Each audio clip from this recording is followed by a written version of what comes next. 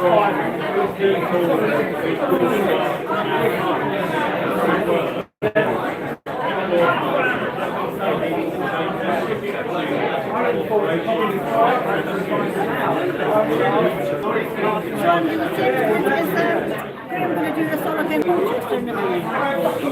don't know, hopefully. We're talking about Epping, I don't know about Colchester. I'm not sure.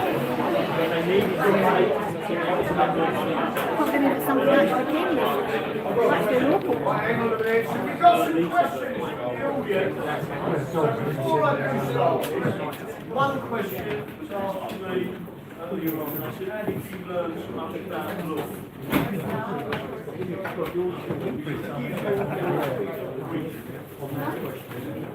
Is the police snitched me up 30 years ago.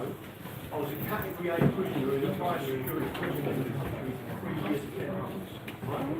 Instead of turning into people, I filled myself with law from the prison library and learned about law.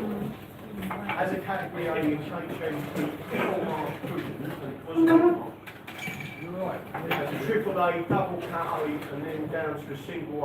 They class me as one of the most dangerous people in the world to put me in that specific condition in prison, right? Completely alleged non-violent offence happens to be an offence against the banking system, right? Shows you how powerful the banks are, right? The point being, it was completely made up and a complete load of bullshit. But I ended up in prison, the honest prison cell, with law, and I started to read the law. They was keeping us banged up for 23.5 hours a day, which is illegal. I asked for the prison rules and the prison laws. I got them, I went through it, I shouted out of my prison windows all the other cat A's, highly dangerous criminals, right? And said to them, you need to trust me on this, you don't put a request and complaint for me in the morning, right? 21 cat A's went down the next morning and put in a request and complaint form. Why is that important? Because it is recorded in the prison system. The governor had to issue, under category A conditions, to the most dangerous people in the country, who are actually under the control of the Home Office, 21 requested complaints. On the form, at the top, there is a number. The number is recorded in a log. All the visitors comes into the prison and says, we need to see the logs. All of a sudden they see a log of 21 category A prisoners making a complaint. Right? That's a problem. Goes to the Home Office, went to the High Court. There's a number of things I can tell you. Within 3 months, instead of being banged up 23 hours and a half, 23.5 hours a day, right, we was all out working, we was all out on the serveries, we was doing our own washing, cleaning on the rooms, and all of the other category A prisoners said to me, I can't believe I've put up with this for 18 months. You walk in here and within 3 months you've actually changed what goes on. It takes one person and for everybody to say, I'm with you. Right?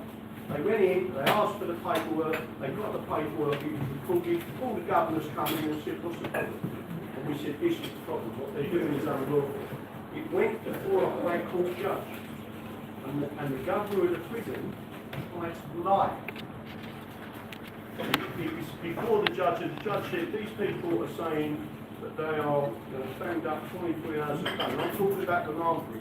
Right? That could be you, or you. Right? Done nothing wrong. You're saying I'm not guilty, so it's fine. They keep you locked up for 23.5 hours a day. Right?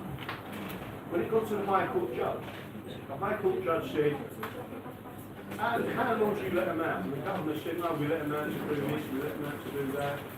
It turned out, we had a book, passports in the prison. You couldn't go anywhere in the prison unless you had 2 prison officers, a dog, right? Because you be classed as that dangerous. I'll give you anyone heard of Charlie Johnson? Yeah. Well, I actually knew him and met him, right? He was on our wing, right? He was on a 17-man animal. There were 17 prison officers to unlock his door and let him out that cell, right? So I was on a 2-man animal. They couldn't let you out unless you had 2 prison officers and a dog. And you had a passport. And in that passport, it wrote in there the date, the time, when you come out of your cell, where you was escorted to, and when you was put in back in your cell, and it was signed by a senior officer. Right? It's called being on the book. Well, that's dangerous into the ticking system, but you have to have a personal passport so they can track your movement within that passport. The governor got up and lied to the judge. And so the prisoner referencing the book. And the judge said, what's a book? And they said, it speaks how often we're out of our prison cells. The book was given to the judge. He read the book and said, these people are locked up 24 hours or half a day. Right? That's inhumane. Right? And he said, unless you tell me the truth to the governor, I'm going to set these people free on bail. Now you tell me the truth. And the governor got called back, go back to the High Court, and said, yeah, no, they've been locked up 23 and a half hours a day. Right? And after that point, everyone come out of their cells doing, people doing cleaning on the surgeries, doing their washing, doing everything they're supposed to do in the prison system. Right? And it was Churchill who said, a nation can be judged on how it treats its prisoners. Right? I went through some of the worst shit in my life, and I decided to turn my energy to them books rather than destroy you people, because it wasn't you that was doing that to me, it was the system. And unless you stand up against that system, that's going to happen to your grandchildren. Remember, the communists killed 70 million Christians, and that's who control this nation now. And unless you stand up against them people, you have lost it for your future generation. Right?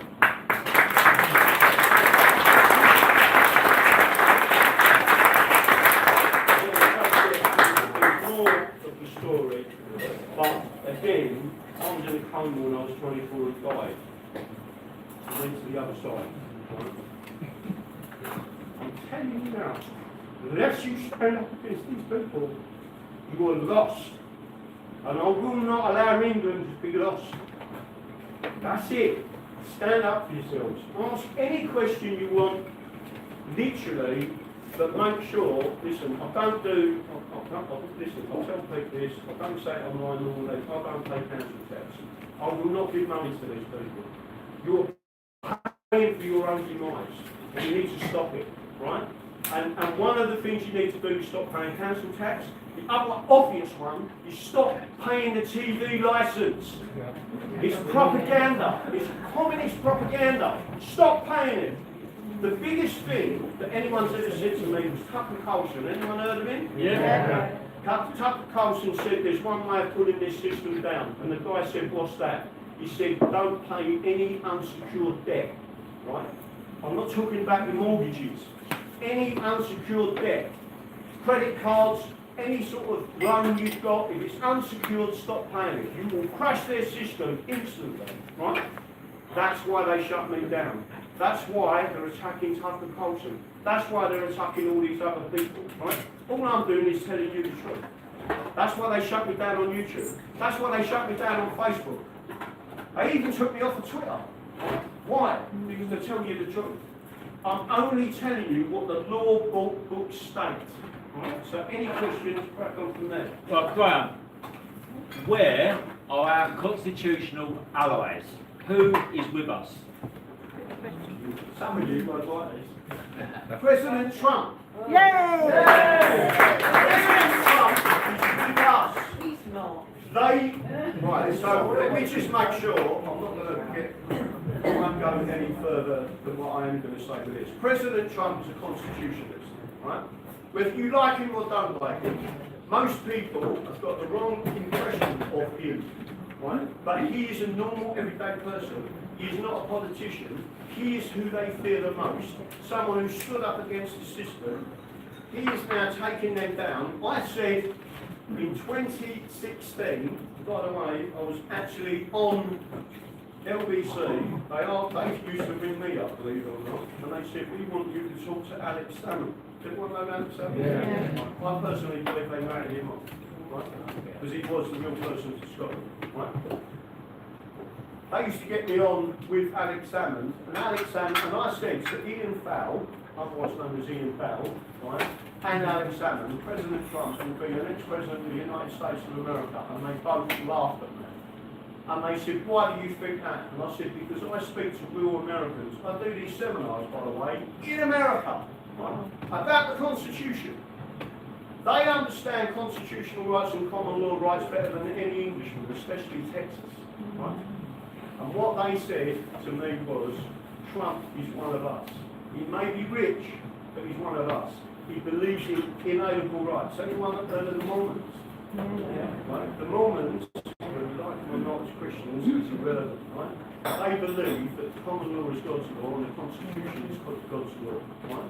Meaning Christian law. We have got the second largest temple of Mormons anywhere outside of Utah in America, right? And it's in Shirley. When I stood there as a candidate, I got 1,007 votes just from the Mormons because I was a constitutionalist, right? So again, I just want people to understand, you can be indoctrinated, you can be brainwashed by these people, you can't brainwash me.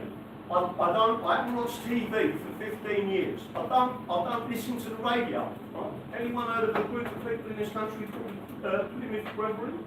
Yeah. Christians. By the way, they went East Coast. Really. Right? Massive sandwich, all proper Orthodox Christians in Plymouth. That's where they come from. Guess what they don't do? They're all successful businessmen. They live in nice big detached houses. They don't have radios in their cars. They don't have television sets, and they don't have great radios. Why not? I used to think they was mad, right? Because they say it carries the devil's word. I am not some evangelist. And the people that believe that Trump is the bad guy have been propagandized by various people, including in this country, the BBC, ITV, Channel 4, all of them people. The mainstream media is the enemy. And there's one person here at the moment, which I won't point him out too much, who's Andy the Adam. Doing a live because he's one of us. He's a normal working person. And he's on there showing people what the law really is and understands, listen, there is something different here we're not being told. You have to pay your rights. If you don't answer the question, who's on our side, you need to understand the European Union wants to eliminate England via regionalisation, via administrative state law. That removes the common law, pulls us into the European Union, they create their own country, you no longer are English, have no rights and no access to any of these rights. That's what they're trying to do. And just to make sure I'm clear on this, don't give a flying whether you are black, white or brown, right? I don't care, I'm not an eco-nationalist. What I am telling you is our constitution does not mention race, and just to make sure everyone's aware of this, right? Most people are not aware of this. If you was to go to Liberia tomorrow as a white person, right, and said to the Liberians in Africa, I want to be a citizen, do you know what they say? Constitutionally you can't be. The only people that can be a citizen of Liberia in Africa, you have to be a Negro. Does our constitution say that? No, it doesn't. So we're the fairest people. We respect people. We respect our culture, our laws, and our Christian nation. That's it. And we look after each other. That's all that people need to understand. Next question. Yeah. So. First one, yeah. Hang on a minute. Get the mic over there, and then we'll. Because otherwise, people want me to go back up. They won't go down. Yeah, so an important part of this, right, is to keep growing your own food, keep the farming going. So I'm wondering why have you been able to give them, if they come to you, and how that's going? Because it seems every day that when I listen to people, they just say, oh, I've just had people turn up on my farm, and they say, now you've got to do it to this standard. These standards don't really exist, they're confused. and they don't know where to go to, and it seems quite fragmented. So the major problem with the laws to do with farming in this country is that the unitary state of the British, right, is regulating farmers, regulating everyone, regulating you in every part of your life, which they shouldn't be doing. The English law doesn't do that. We've got a different legal system to administrative law, but they're imposing administrative law on you. Right? And you don't want that in any way at all. Just to make sure I'm clear on this. I said to the farmers, if you go back to 1925, you had copyhold rights under common law. They abolished that right in 1925, but they never told people that 100 years later we're going to take all the rights off your future generations, right? So your descendants are going to lose all their rights, but they never said that then, right? The law says that you must tell people that you're losing your rights on the face of the bill, or you put it to referendum. They never did that. So when they did that, they clobbered our farmers, and I'm not talking about the rich farmers, but when I say the rich, I mean establishment farmers. I'm talking about normal people like me and you that own 100 acres, 200 acres, 1,000 acres. I'm not talking about the kings and queens that own hundreds of thousands of acres. I'm talking about normal everyday people. And their rights was taken away when copyhold rights were abolished in 1925. Again, who did that? The British. Right. It was the prerequisite, right? Soviet Union. When people understand what's gone on, that's what they understand. So regulation is the enemy of the people. You need to deregulate. Again, someone mentioned earlier on in the last question, President Trump. Listen, please. How many of you, I shouldn't ask this question really, how many of you earn more than £200 a year? It's slippery out the back there. If you put in a legitimate tax, that as anyone would. All I'm saying to you is how many of you, right? So not a single person has put his hand up, right? President Trump has said that in the United States of America, no working people will pay tax who are earning less than £200,000 a year. Do you want some of that? Yeah. He put tariffs on. How many of you know that they actually brought in the Acts of Union to stop Scotland bypassing the tariffs that England was putting on Europe? How many people do that? In other words, we was using a tariff system, exactly what now President Trump is doing there. President Trump took down the North American Free Trade Agreement. Why did he? Because it was a mirror of the British system. Right? He said, well, I haven't, we're taking it up. And then he started to take it out. Do you know that they've got FEMA regions in America? A mirror of the regions that's destroying England. Right? So getting back to what that gentleman's question is, I've tried to speak to the farmers. They have been infiltrated by the free man of the land, who are communists and promoting all this nonsense in the background, standing up saying, I'm a living man, I've got this bit of paperwork for legal fiction. Legal fictions exist. Right? The Attorney General was a legal fiction. How many of you knew that the King Charles III, is a legal fiction? Right? But they're confusing laws and brainwashing people. They're doing what the mainstream media was doing, indoctrinating people to think something that is not true. Right? And in doing so, when you stand in front of a judge, you're just mugging yourself off. That's the bit that really annoys me with them. You're not seeing people in tears who have lost their houses, lost this and lost that. And I said, why have you done that all this nonsense? Right? Because someone told me on the internet. They're communists. They took control of alternative media, barring a handful of accounts, and one of them's the Gabby, right? And I'm not just saying that because he's here. There's a number of them. Chris from LSB Studios, Mark Atwood, Sean Atwood, will tell you the truth. And they're left there. So getting back to that, the main problem you've got is the infiltration of these groups into people like us. You're not being told the truth, and that's what you need to learn. But regulation is the worst thing, right? So if this, I'll give you an example. If this was an alehouse in England, of old, right? Did everyone know where public houses come from? It was like, you might this is going back 2, 3, 4, 500 years ago. And by the way, all revolutions started in our houses. That's why during the COVID, they shut down the pubs, right? That's exactly what happened. They shut down the pubs because the revolutions come from people in the pubs talking and saying this is nonsense. Right?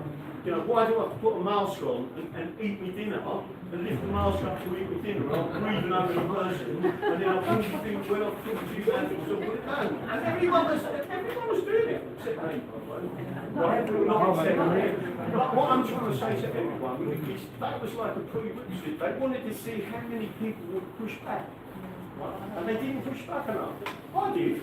Right? I mean, when they said you can't go out, I was in my cars driving around on the motorways, waving to the old bills that go past, waiting for him to pull me and say, what are you doing now? Graham, can I just say, You've got to fight back. in my restaurant, exactly what you're saying, people sat down, masks on, took them off, they laughed about getting up to put them on, Yeah, no. they still did it. Still did it. They still did it. And I'm telling them not to do it, they still did it. They were scared. And the nonsense of the masks, right?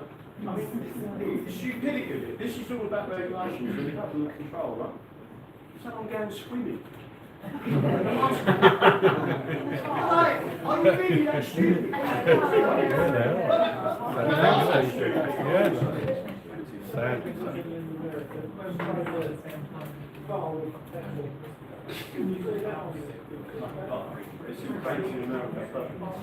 So all I'm saying to people, going back to the gentleman's question, and the farmers, etc., the problem with some of the farmers is they're listening to their sons and daughters that they've sent into British universities that are part of the slow march through the institutions that have then come up with these Marxists. It's all about the Fabians, and there's other groups as well I could go into. But my whole point to you is that this all stems from the universities. So these so-called clever people, listen, if someone has to give you a certificate that you're intelligent, right? I mean, I often say at these events, I don't mean to offend anyone with a degree, but you're the most stupid people I've ever met. the intelligent people are working people. The people who go and fix your water systems, or your drainage, or the sparks, or the roofers, the tilers, the bricklayers, right? They're the clever people, not the people in university. Them normal working people are sorting problems every day of their life. Their mind works to solve a problem. They have to, right? Thick people that have got a good memory just go to university and repeat and regurgitate what the propaganda that has been put in their papers. And the higher you are, the more that you've accepted their propaganda, the more you go up. That's it. And then the working people. That's the way it works. So again, going back to that kind of question, I've tried to speak to the farmers. They've got massive groups on Telegram. They don't talk to me. The free man and the landers have damaged a lot of that as well. Again, the whole thing is just disgusting in what they've done. But these are the type of events where I empower you to understand that you've got a constitution, constitutional rights, and you need to claim them. Any other questions? Right. Good. With the court. Put it on that. He needs it for Just so the video can get it. Okay, mate. With the coronation oath, obviously the King's meant to support our Bill of Rights. Correct me if I'm wrong. So obviously we got a treasonous king. So if we became a republic, would the state be more dangerous against our Bill of Rights if the coronation oath is removed? That is a perfect question. Thank you. Right, that's a type of question, that's a thinking question, and I like that type of question. By the way, I went to normal school, by the way.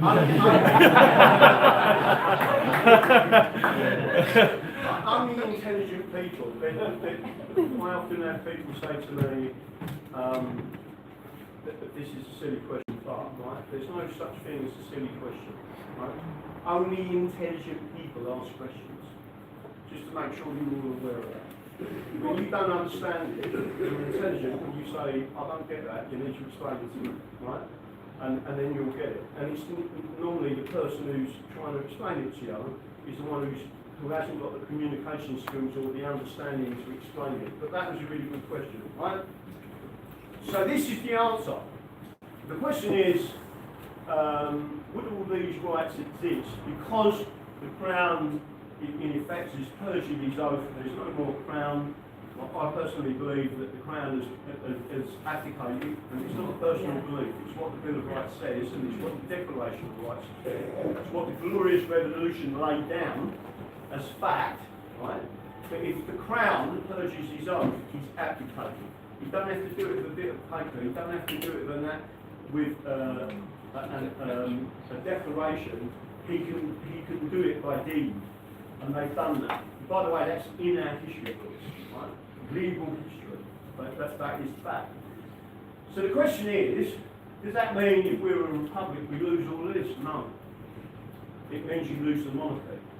And I've always said, the risk the British are running now, with doing what they're doing against the English, right? Don't forget in 2011, 57% returned English-only national identity, and there was a reason why they did that. If you want to ask me about that, I'll tell you. But in that, it was the first time ever that they put English-only national identity in the census. So 57%, 32.4 million people replied English-only national identity. It was 19% that was British, half of them are foreigners. Right? So there's a fraction of people that are confused. Then we have 67% English-British. The point I'm getting at is common law, and there's an easy way of understanding this. Common law can present you with a monarchy or a president. Right? And you still keep all of these rights throughout history. They did it in America. They've now got George Washington was offered the crown, right? When they beat the British, and George Washington said, "I don't want it. Why have we done all this? We don't want to be under the monarchy. The people need to elect their king." Under Anglo-Saxon law, the English used to elect their kings, right? If you look at the coronation, in particular Westminster Abbey, and this is the important part. If you follow the coronation, especially you can especially see it with Queen Elizabeth II.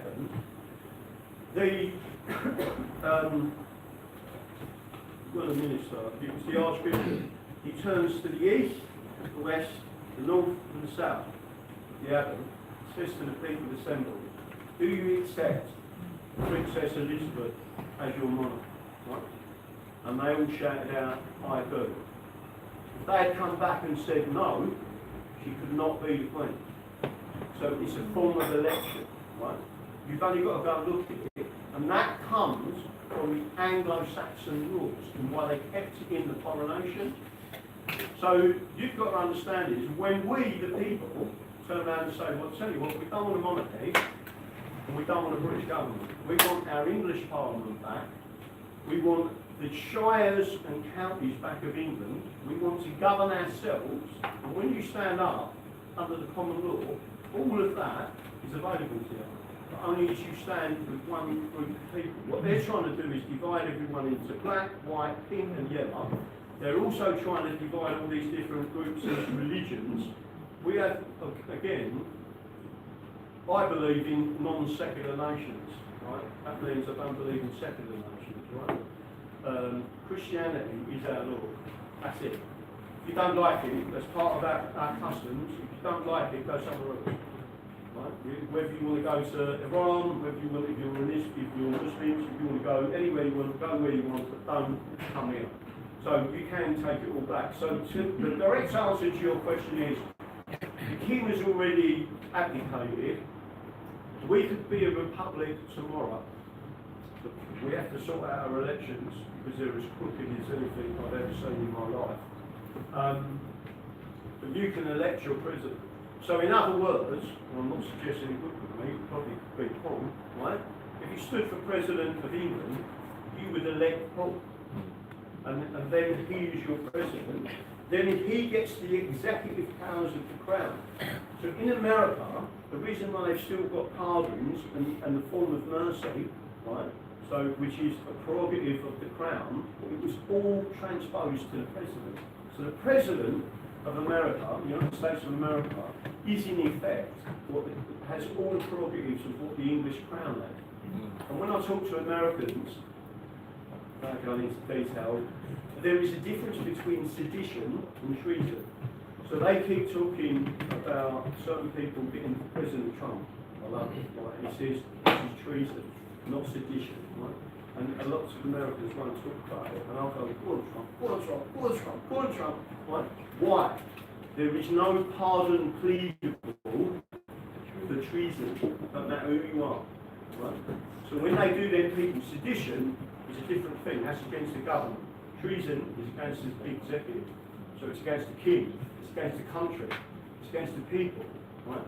And that's the difference between treason and sedition. So getting back, the correct answer is that under a common law jurisdiction, which is what we are, you can have a monarchy or you can have that. If you look at the Commonwealth, you can see that, I can't remember how many countries in the Commonwealth now, but what you'll find from the Commonwealth nations is some of them are republics, some of them are monarchies, some of them are even weird conceptions of some sort of rule, but they're all within the monarchy, within the Commonwealth. And that's the answer to it, really. So, if our monarchy was gone tomorrow, we can have a president who would take all the prerogatives of the king back as a president, as an executive, and we have a power of separation. So it's the executive, the judiciary, and parliament. Well, they've got the same thing in America, and they're trying to say we haven't got that here. We have got that. We've had that for hundreds of years. The thing is, it's been corrupted. So we have to take it back. We're the only people who can do that. So yeah, you haven't got anything to worry about. If we haven't got our monarchy, we just return all of these same laws, except they will be enforced properly. Because the executive, in other words, the president, so Paul, would turn around and say, they are our laws, you will abide by them. Yeah. That's it. And then the courts have to do, literally, not as they're told and stuff, but they can only step in under certain conditions. Hence really the authority. Yeah. That's it. Thank you. No worries. Any other questions? I've got a few actually. There you go. Let's start with the best one. Right, well, going on to, I think it's probably the best one to ask. Was it treasonous, Tony Blair, to be accepted treason? As far as I'm concerned, I'm not sure because I've read through it again. I've read it through it before. He repealed the death penalty for sedition, not treason. Sedition is a different offence to treason. Treason is the ultimate offence. Treason means that you are attacking our ancestors, our current population, and the future population. That's why it's so serious. It cannot be. There is no plea against treason. So someone from America recently said to me, it was some sort of weird royalist from America, which I never understood. And then he said, your king is under duress. And I said, there is no defence pleadable to treason. That's it. If you are found guilty of treason, you're dead. So you think that's still, is that still? There's still law in that country. So, again, they will go back and use, is everyone aware King Alfred, this is going back in history, King Alfred hanged 44 judges. So under our laws, and that's still law in this country. So if a judge perjures his oath and causes the death of one of us, the king says you need to be tried for perjury, and what you've done is produced a decision where one of our subjects has been killed, right? And the answer to that is, there was a lot more. There was about 200 who had all their money and savings taken off and they was made destitute, but there was 44 that caused deaths of subjects, and he handled them. What court was they tried in then? Say that again? The judges who were found guilty of treason. What court tried them? Well, in King Alfred's day, it was slightly different because we didn't have a parliament. But the strangest possible thing that people don't understand at the moment is, you're all aware that you can't sack a judge. You can't sack a judge. Right? The only people that can sack a judge is Parliament. Right? But if they're all British MPs paying and appointing judges, then they can sack a judge. Right? But the actual system of law that we've got, if we went back to being an English Parliament, you as the candidates and then the representatives of the people, if a judge was obviously corrupt, and I mean ideologically corrupt, right? You as the people would stand up in Parliament and say, we are impeaching that judge. And then if Parliament made a vote, like this is in the Bill of Rights, by the way, and the Act of Settlement, if Parliament was going to vote on that judge, they are sacked. And then if you wanted to proceed against them after that, you could. So there's lots of things about judges that people don't realise. They're not, and by the way, lots of people will tell you can't sue a judge. That's not true. In fact, I've got a nice 2019 law book on tort law where it tells you can sue a judge under tort if they've done something and gone out of their powers, you can sue them. But the problem is that the British solicitors and the British barristers won't push it forward. That's the main thing. Do you want to answer another question there? Is there a difference between a jury trial versus a trial by jury? Jury trial versus a trial. Jury trial is a jury trial. So, again, this is a bit where it gets into the free man and land stuff. That's probably where I've heard it from. So everyone should understand that in English law, there's something called a misdemeanour. A misdemeanour is generally tried by a magistrate who is one of your peers and also takes an oath. But if it is what's known as an indictable offence, and I advise everyone to do this, right? If it's an indictable offence, you should always ask for a jury. And you should never use a British solicitor or a British barrister. You should explain to your peers why you've done it, what you've done, etc. You should understand the law to a certain extent. And the jury can find you not guilty, even if you tick all the boxes for committing a crime. Right? And it cannot be appealed. The state can't appeal a not guilty verdict. Right? So you're always better going for an indictable offence. But is there a difference between a jury trial and a trial by jury? Again, and I don't want to be too disrespectful to the free man and the landers and I'm a living man and all the nonsense they come out with. They always refer back to the Magna Carta 1215. One of the ways and one of the reasons why the Magna Carta come about is because there was something called trial by ordeal. Right? So let's say you stole my Guinness, right? Let's say you stole my Guinness. The trial would be this: they get a boiling vat of fat, right? Take your arm and stick it in. It's called trial by ordeal. And if your arm and hand went septic and you died of the infection, then you're guilty. If after some time it will heal. By the way, this is not me just saying it. You can read all about that in this book. Right? Lord Devlin, who is an expert on juries, right? He was obviously a big expert, right? But trial by jury. Right? So that's a handling lectures, that's a top English judge and lawyer in this country that had a thing about juries, and he wrote it all in that little lecture, and you can read all through it, and you'll understand exactly what it's all about. Right? So it tells you all the history of it. So these other people, if they want to go back to that, then I certainly don't want to. Control by jury and by your peers. When they say by your peers, that's another thing that they don't tell you. That was what's called the oath system. And the oath system is, if I commit an offence, I'll leave you alone at the moment, because I know you might still want to hear this, right?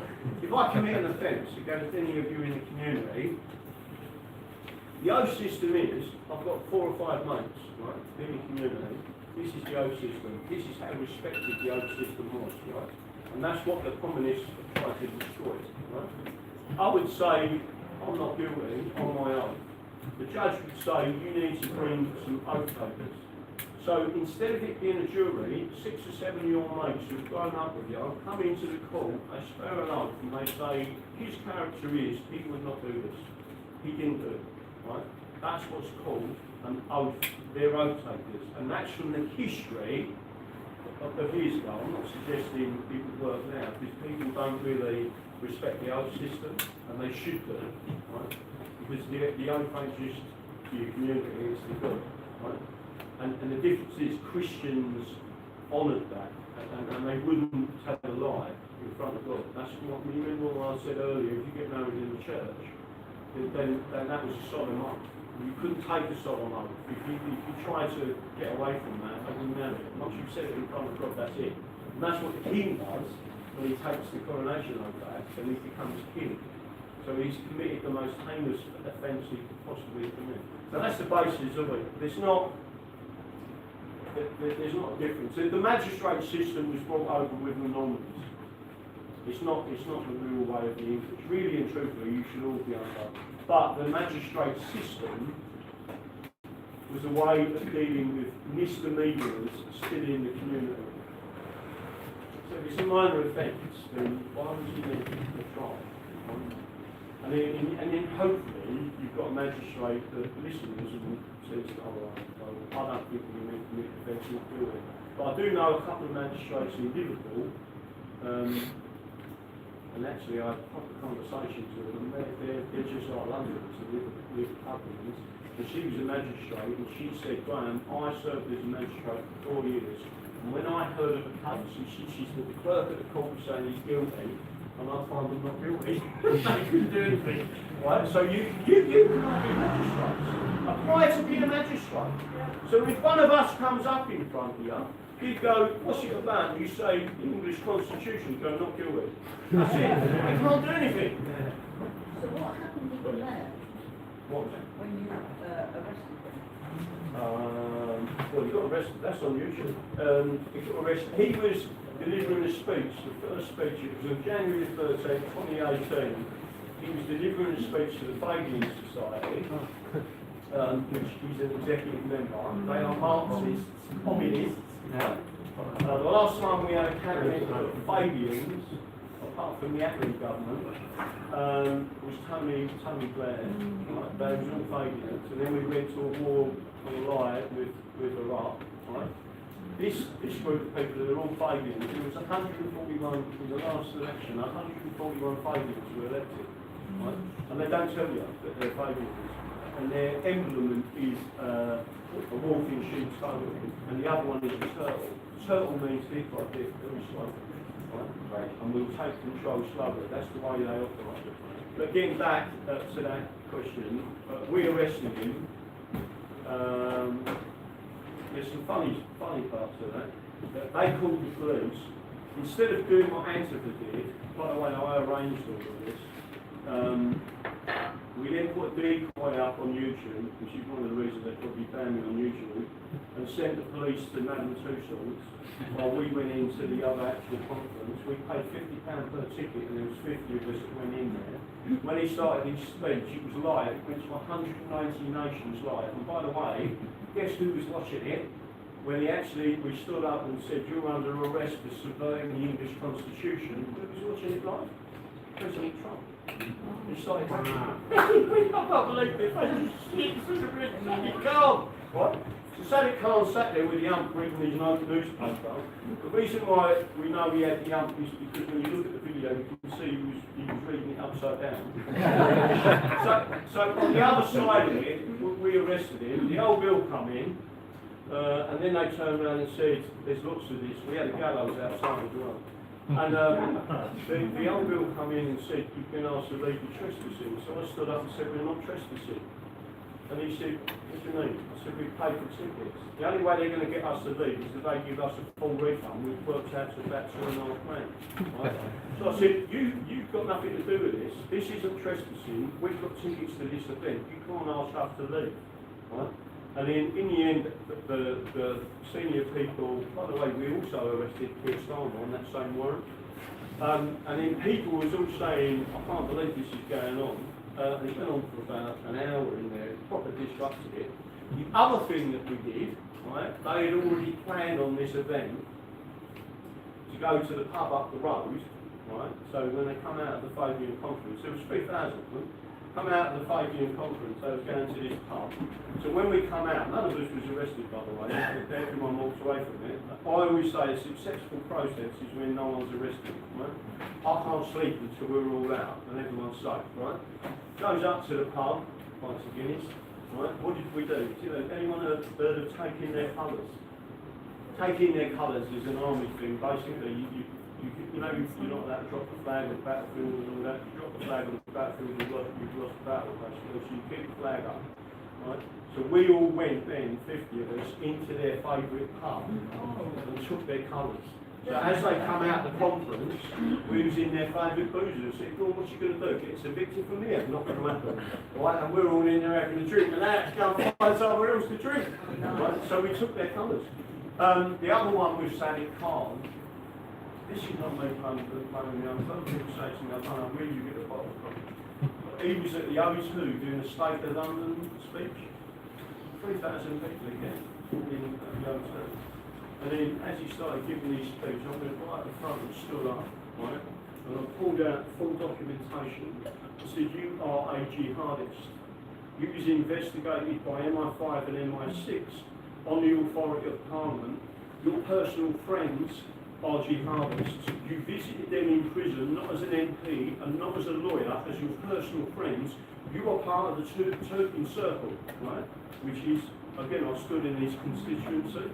So I know quite a bit about it, right? And he sat there again, put his stuff down, and thought, oh, here we go. And I had security surrounded me, and as they come round, it was me on my own, it was all on video, like their video, not mine. And I just said to him, don't touch me. If you touch me, I'll literally prosecute every one of you for assault. Right? And straight away, if you've got the confidence to say to them, don't forget this is like probably 12, 13 security vehicles, don't touch me. Do you want to say that? And they're like, hang on a minute. And then they just circled me. You have been to a nightclub or a casino. Well, that's exactly what they do. And they'll move you to the exit. Right? So they won't touch you. And then they'll get to the lift. The lift door opens. They open up. You go in the lift. They press the button. You're gone. Right? So they haven't that to touch you. That's exactly what they did to me. Then the next one. Not Sadiq Khan. Anyone heard of Esther McVeigh? Oh, yeah. Do you remember when she was planning to be the leader of the Conservative Party? And it was all over the news. There was this geezer that jumped up on a platform when she was giving a press conference. And the geezer stood up and said, you're all fake news and you're all fake politicians. Right? And that was me. So I done that, went up there, done all that, got home, took me about 2 hours, I left my house. Done that, got home, got back on the computer, my phone rang, it was my brother. You've been out anywhere today? I went, yeah, I've been out London. And he went, did you just jump on the lectern? You're all over Sky News and the BBC and everything else. I said, yeah. He said, I'm sitting there watching it thinking that's grand. But then I went on LBC. Ian Dowell was slagging me off. Esther McVeigh was on there, right? Because he was having a go at me. He said I pushed her off the lectern and attacked her, right? So I phoned in LBC and I said, I'm the person who's on that lectern. I want to speak, but I've got a right to reply. You said things that are untrue. They put me straight through. And I went, Esther. And she went, who's this? I said, this is great. This is the girl who got up on the lectern. And you could see her face change, she smiled. I said, listen, darling, if I frightened you, I apologise.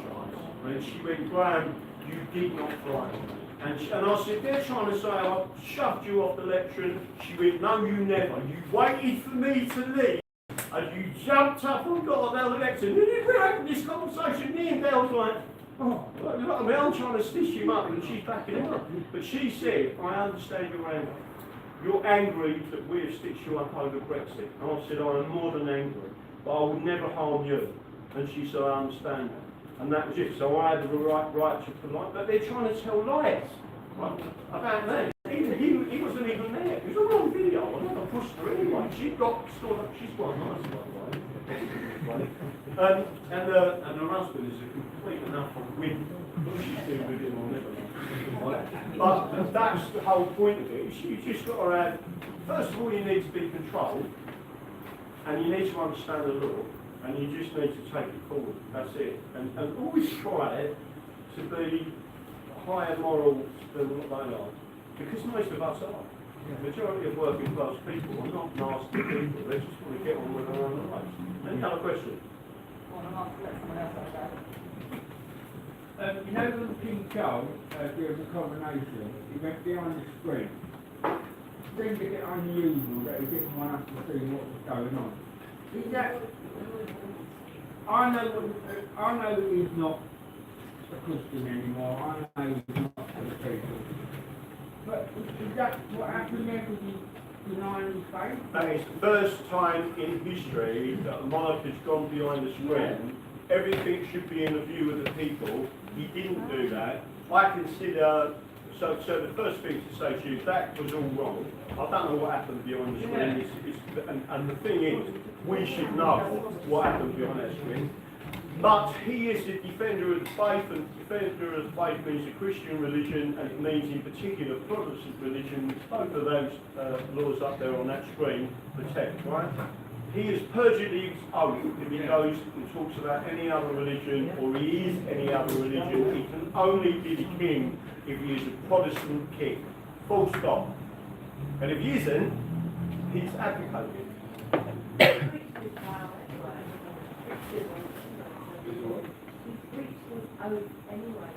Oh, he has breached it. Well, it's not a breach of an oath, it's perjury.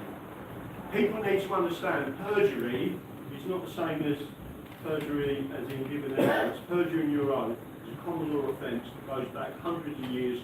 I've got whole documents and whole archives of what that means, and it is the most serious offence next to treason. So if you've taken an oath of office, you cannot perjure your oath. If you do, it's a serious offence. Any other questions? There's a few going up that way. Well, get some out there. Hang on a second. I've heard people talk about the Great Repeal. That would be lots of good somebody take up action to way to. What do you think about that? What should it go back? It's a good question. Right. So I have been in arguments with Restore Great Britain or Restore Britain and these other groups and the Restoration group. There is a big difference in English law between making something void, meaning abolish, and repealing. Right? I completely disagree with the Great Repeal Act. Right? So, excuse my French, that's the biggest load of bollocks I've ever heard in my life. Right? And the reason it is, what did they do with the European Communities Act of 1972? Did they abolish it, or did they repeal it? Right. They should never have repealed it. It's abolished. It was never good law in the first place. Right? That tells you. So when you void and abolish something, it means anything created under the authority of that law is null and void with it. Right? If you repeal something, everything and all the stars decisis and any of the precedents that have been set are still law. You just wouldn't carry it forward. And that's where they've stitched everyone up. So what's the difference? The difference between making something null and void is it was never good law in the first place, and any stare decisis or precedents and decisions made under that authority is null and void with it. If you repeal something, all of those decisions still stand, and many of the laws in active review, I can't remember what edition it is, and I'm sure it was Lord Green, he went through the difference and showed you. I've had arguments with barristers who don't know the difference, and I said, how can you call yourself a lawyer if you don't know the difference between void and repealed? Void and abolish means everything done under its authority is null and void with it. That's it. It's the simplest way of switching it off. So if it's voided, it means it's gone. It's gone. Right. And any decision So made if under they it's get in gone. and then tomorrow they repeal it, So if they repeal it, What the happens? decisions are still there. what does that mean? We'll still carry on with it? In effect, that's what they've done with the European Communities Act of 1972. Anything that was done under that law, It's still valid. it's still applied. Exactly. It's the biggest, especially constitutionally, that was the biggest, and I think it was done by design. They just conned you. Any more questions at the back? How far back should the null and void go? Get rid of all clauses and how far back? I've got to be honest with you, that I can only be as honest as I can be. My personal opinion is they should null and void the Acts of Union of 1706, 1707. That means any laws made after 1706, 1707 are null and void. Any started, you are cleaning the slate and going back to an English Parliament. That's exactly what you should be doing. That's the only way of doing it, and that takes back England to real law and the common law and everything they've designed in the background. I'll give you an example. And the reason why I go all the way back to 1706, 1707 is because in the 1700s, anyone heard of something called the Enclosures Act? Well, the Enclosures Act took our common lands, where me and you could just put up, have a few sheep, put a little tent up and live there quite happily with the cow getting milk, coffee and doing what we was doing. The Enclosures Act was created so they took the common land and they give it to the lords. So they took your common law land off you and give it to the lords. Well, you need to abolish the Enclosures Act. That's the only way you can do that is go back to the start and say 1706. So my opinion of the Acts of Union was it was only put in place to take all this over. So you need, and then you've got to claim scope. Graham, so that would mean every act of statute made after that date is abolished. After which, So if you null and void the Acts of Union, Yeah, so everything from 1701. yeah, in the next 4 years, Gone. they're not All gonna right. do Graham, can I? Sorry.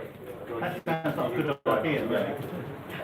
so this lady says they're not going to do that, are they? Right. If you're English and you start being told, listen, these are our ancient rights going back all the way back to Anglo-Saxons, you've stitched us up from that date, Yeah. and as they stop recommunicating this, right?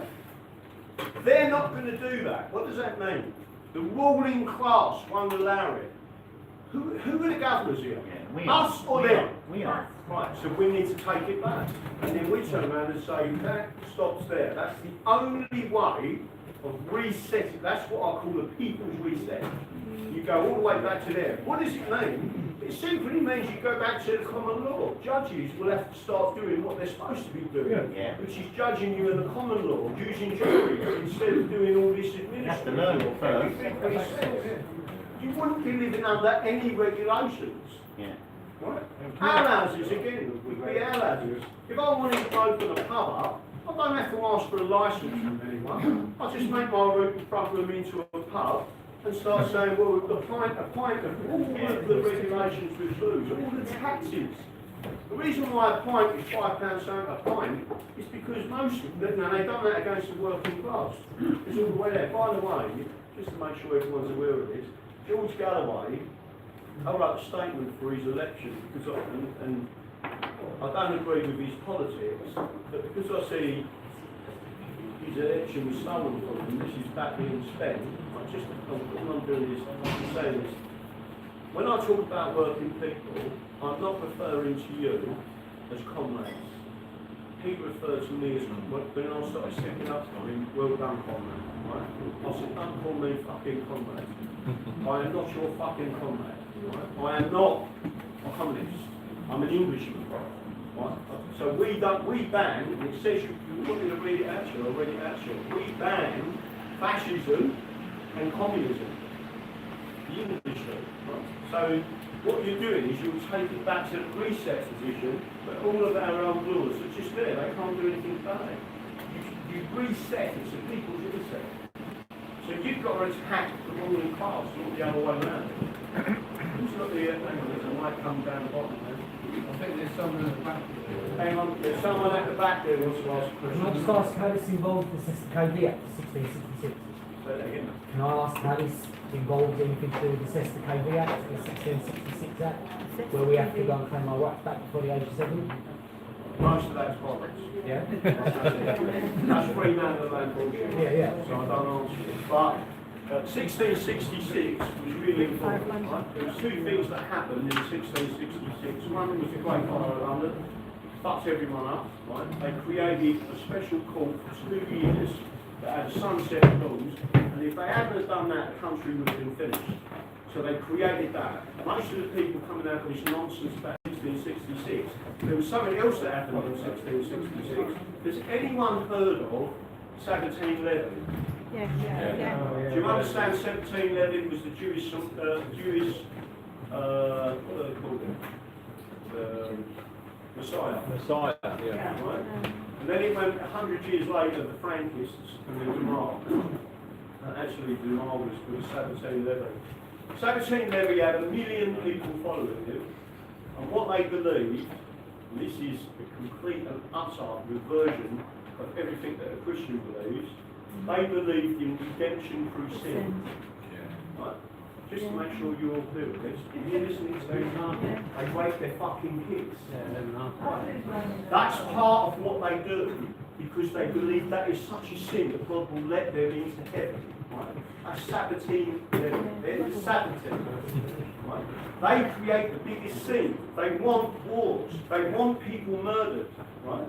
They're the people, mainly in levels of positions, and they call themselves Jews. They are not Jews. Right? It is a complete and utter farce. Just to put your point, 1666 was when he was there. That's the Sabbatine levy is of 1666. These people are completely evil. 100 years later, you've got the Frankists who then said that he was, let me think of this, he said he was a reincarnation of, this is all Jewish, Sabbatine levy. The Jewish people in Germany, I believe it was, didn't like him, didn't like his following, they said you ain't Jews, and they excommunicated them. Guess who they joined? Roman Catholics. Right? Then they had to stop them from getting to South America. If you know the whole history of what's gone on and who these people are, there's another whole story about this to do with psychology and dark personality. The dark personalities are, there's 4 of them: psychopath, Machiavellian, narcissist, and I had the unfortunate relationship with a narcissist, right? And let me tell you something, they are fucking evil, right? And then you've got sadists. That 4 elements of dark personality, they have no conscience whatsoever, right? And they're the people who are in control, and they elevate themselves into positions. So that's why you see MPs as nonsense, judges, all these people, they're narcissistic, psychopathic. It's a dark personality that elevates it. But that is what it is. Can you pass this mic all the way back to the back? There was a young lady at the back there with long dark hair.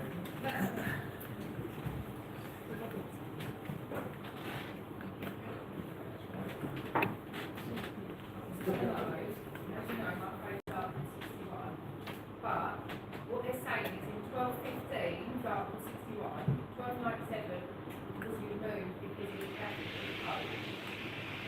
So I just want to know, what's the answer to that? So there are people out there. Let me just make sure I'm clear. Yeah, can you repeat the question? We didn't hear it. All right, I'll repeat the question. Right. So the question is this. I'll be going to hear it on the radio, but you won't hear it. The question is, in 1215 of Magna Carta, it was then stated that the Pope had annulled the Magna Carta at 1215. Right? Right. It's complete rubbish. under English law, you've got something called deed of battle.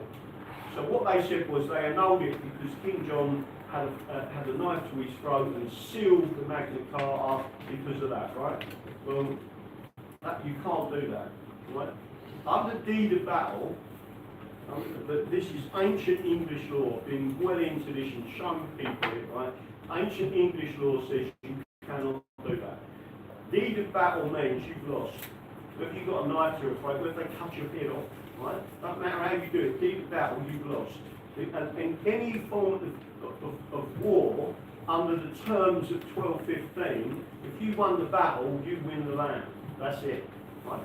And that is why the Pope could not annul it.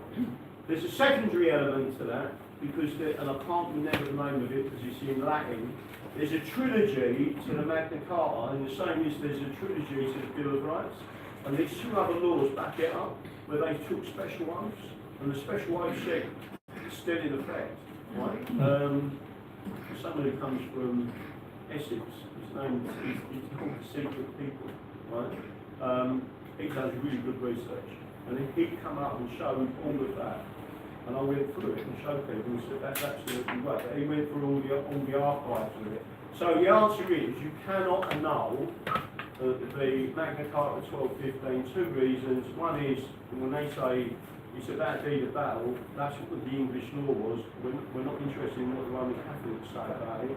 And the second thing is that no parliament can nullify it or technically even repeal the original 1215 or abolish it because it's out of their jurisdiction. It wasn't created by Parliament. Parliament didn't exist until 1275. It's not hard, but they're not talking. What you'll basically get is a load of academics talking absolute bullshit. Why is it not 1215? Huh? Why is it not Magna Carta 1215? Because this one was created by Parliament, but you've still got the original. I just thought that, like you said, you can't abolish Article 61. Doesn't that make sense? That's not the original Magna Carta. The only reason I put that up there is to show people that the Magna Carta still exists. Yeah, but doesn't that mean to say that's not a good 1297, which is the Constitution? Some argue that. Some argue that. I wouldn't argue against it. I'd go right back to the original Magna Carta and say you can never annul it. Just to make sure everyone's aware of this, are you all aware that the Magna Carta didn't just give the City of London rights, it gave the rest of the cities and towns, etc., the same rights as the City of London? Right? So that's why each shire should have its own bank. Right? So you pay money into your own bank. It was the City of London that took all that off. They're not allowed to do that. Did you get that mic? Are you answering the question? I was going to ask a question. Go on. Actually, I've got three questions. The first one is, so under English Constitution, we have the right to keep arms. Do we have the right to keep arms? Second one, then I live on water, so how are we protected under this? I live on water. On the river, getting into different areas. By the way, Admiralty law is an extension. This is another bit of it. This is not about common law principles, right? Admiralty law is about literally the law of the sea. Right? And I've been out on yachts, etc. Captain is boss. He's the governor. He's the law. He can marry people in his boat and do more or less anything he wants, right? The crew can actually say, we think you're a bad captain, so walk the plank. Right? You get done for all sorts of things without including mutiny, etc. But English law and common law, the Admiralty law is an extension of that. So all these other people talk about Admiralty law this, Admiralty law that, most of that is nonsense. The Admiralty law is more about salvage. But if you're on an inland waterway, or within, I can't remember what the coastal regulation is within the UK, it's 12 miles, you're still covered by the law of the land. It's only when you go into international waters that haven't we really fixed it. Thirdly, your thoughts on maybe actually going after the trade unions, rather than trade problems, Would you like to think about manufacturers going after the trade union? Funny old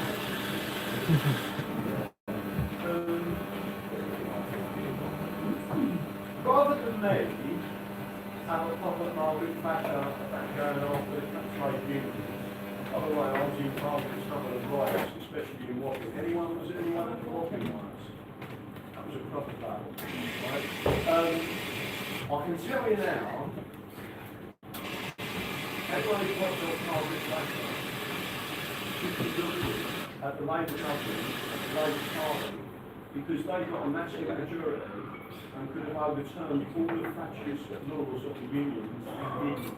That tells you that they're all working on the same, they're all part of the same union party. So from my perspective of that, right, Margaret Thatcher may have tried to stop the communists and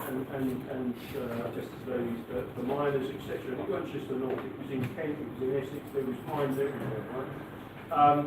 My opinion of that is that the Labour Party, with a massive majority, could have overturned all of them laws and didn't, and especially Tony Blair, right? So they've lied to everyone, and by attacking Thatcher, what you really, it's a bit like saying, don't look here, look there. Everyone's attacking Thatcher. Why don't we look at what, so the Labour Party had an opportunity to reverse it, and they didn't. That's the right thing. So the first question that the gentleman asked was, do we still have the right to keep and bear arms? Yes. We've got 2 not guilty so far by using that. Right? But you must play by the rules. If you get arrested, you say no comment. Right? And there's plenty of law that backs it up. So, technically, if you are a Protestant, you're allowed to have anything for your self-defence, as long as it suits your conditions, in other words, how much you can afford. That's it. So you have the law, and you must be a Protestant. That's in the English Bill of Rights. It's where America gets the Second Amendment from. No, because the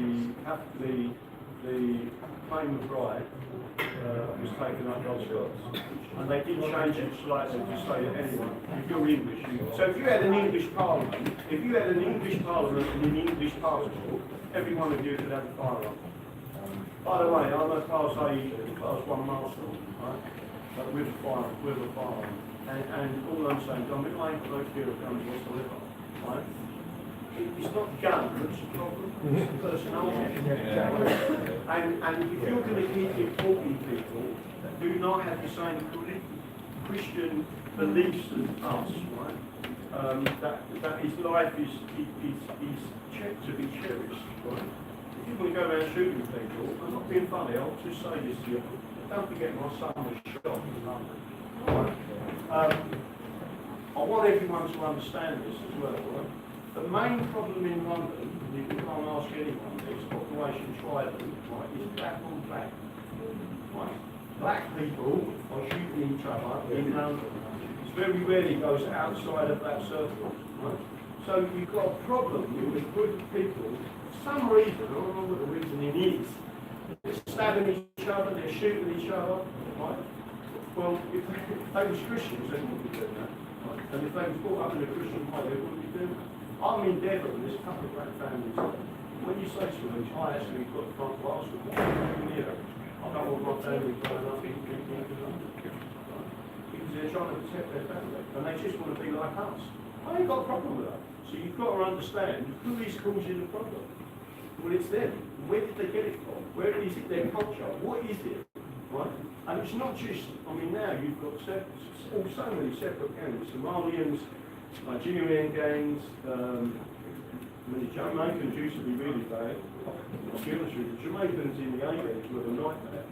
There was a particular name for the Jamaican gangs in London. They used to throw people off fucking buildings, right, literally in London. Nothing to do with Sharia or anything like that. It was just legal. And they're like pussies compared to the rest of them. And you just look at it and think, well, where's it coming from? Why have you got this culture? Where did it come from? But they do kill each other. So getting back to the original right to keep and bear arms is generally for Protestants and Catholics of England. But if you have an English Parliament, the English passport is in effect your gun license. So there's no reason to distrust you. And don't forget, the law of the land says that your home is your castle. If someone walks into your house, which another little lady said to me earlier, I won't say it was, I said so to her, probably shouldn't say, but people come into her home under a false warrant. If you've got an handgun, you can shoot them. I will guarantee you now, right, that the video I see earlier, if they knew that there was potential that you've got a firearm in your home, they would never have done that. Right? I mean, I shouldn't say too much about that, but I believe in English law, trespass on my land coming to my property, right, for no lawful reason whatsoever, it's highly likely you're not going to be around all day. Right, there was a girl in Canary Wharf a couple of weeks ago, and illegal immigrant, because the front door was open, wandered into their place. Now she's been banged up, and they said they couldn't do anything against it because it was just trespass.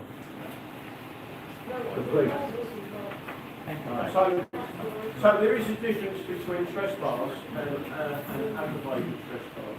So to give you an example, we was on an election not so long ago in 2024, and one of the Conservatives still on our candidate's front door, on his land, started being very aggressive to the candidate, that was my friend, I sat in the kitchen trying to behave myself and not get involved. And then I could see the tensions rising. So I went to the door and said to him, you've been asked to leave the property. And he went, I'm canvassing, I'm allowed to do it. I said, I'm going to ask you one more time, I'm filming this. If you do not leave this property, I am going to arrest you for aggravated trespass, which is a criminal offence. Do you understand that? Started mouthing me again, and I literally didn't harm him, grabbed him by the front of the scruff and just pushed him off the land. And stood him right at the border and said, you can stay there and say what you like. But if you cross that line again, I'm going to tell you to out further fine. Take you further. I said, I promise you I'm going to take you out. Right? And he walked away. We then complained to the Conservative MP and said that was one of your canvassers. And we've got it on video. So you can do them things, but you do have to know that you can only use reasonable force. So I'll give you an example of that. I couldn't have got a baseball fight out and smacked him in the head, right? Even though I wanted to. I'm not allowed to do that. But what I am allowed to do is standing here is pushing back. If he throws a punch at me, right, then I can use reasonable force and sit him on his arse. But you've got to remember, you need to know what the difference is with reasonable force. So if someone comes at you with a knife, right, it's a deadly weapon. What's your reasonable force? If you've got a gun, shoot him. Right? That's exactly what happens in America. I mean, it's no big deal. By the way, more people die in America through, I won't say what their name for it, it's fentanyl. More people die in America through accidental paracetamol poisoning than they do from being shot. Right? There's loads of things I could say about that. It's all nonsense. That's it. Any other questions? How can we get law put back in schools? How can you what? How can we get law put back in schools? Good question. So, are you all aware? So the question is, how can you get law put back in school? You have to demand it. Again, I'm not going to preach for President Trump, but he is talking about abolishing the federal regime in America of education and going back to the states, right? You need to take your council tax that pays for and controls the local schools. You need to say, we want this on the curriculum. Prior to 1970, the law, the constitutional foundational stuff was taught in reality to school kids. It was taken out of